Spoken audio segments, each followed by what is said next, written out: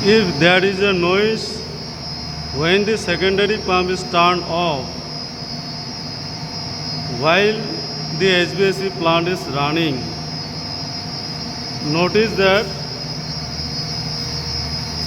the bellows board is loose. Notice, bellows board is loose. So tighten the bellows bolt like this.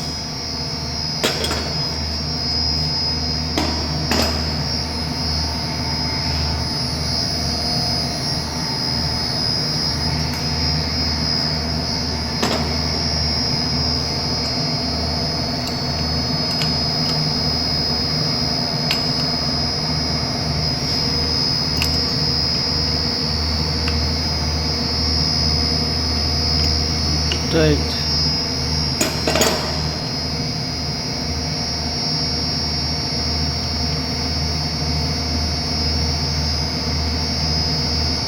Okay.